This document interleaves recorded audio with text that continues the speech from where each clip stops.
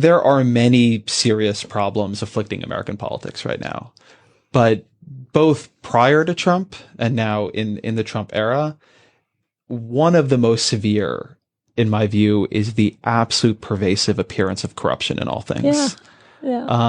Even among people who are just normal politicians, right? I mean, recently President Obama left the presidency and then gave a $400,000 speech to Cantor Fitzgerald.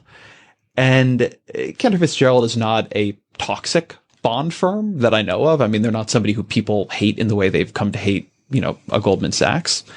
But it's the kind of thing where, I think Obama's presumably looked at that and said, these guys are not a big deal. I'm going to go give them a speech.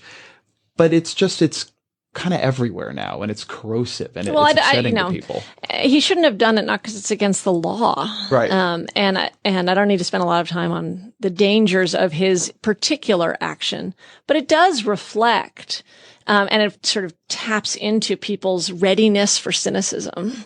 Right. So it's saying, everybody's, not that he's doing anything illegal, not that he is corrupt per se, but that one might hope that he would use the incredible public platform he has, and he makes enough money also. The thing it caused me to reflect on, because then shortly thereafter, Hillary Clinton was interviewed at Recode and, asked about the speeches she gave, particularly to Goldman Sachs. And she said, everybody gives these speeches, right? Like all my predecessors got to do it. And I think that's a little bit where presumably Obama was coming from too. A lot of people did it, and Cantor Fitzgerald wouldn't have looked necessarily toxic to him, though they are a bond firm. And this kind of everybody does it. Yeah. Trump begins moving the bar in very, very different ways. But I think people sort of step back from this, and the whole thing, the whole edifice seems rotten to them, even in places where it isn't, which I think is quite dangerous too. Because there's a lot of incredible public servants. Yeah. And one example of this, and I think it relates to your legalism point though, is Hillary Clinton's foundation. Yeah. That the defense of Hillary Clinton's foundation by the Clinton team and others was that it's not illegal, which is true. Not illegal.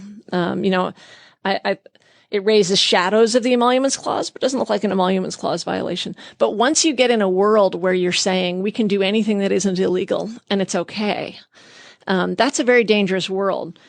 And it also suggests two different kinds of language. One of the things Mark Twain writes about as a novelist, not as an essayist, in his book, The Gilded Age, is that the language of corruption in that time really splits, where there's an elite that thinks a whole bunch of things aren't corrupt. They're just the way things are.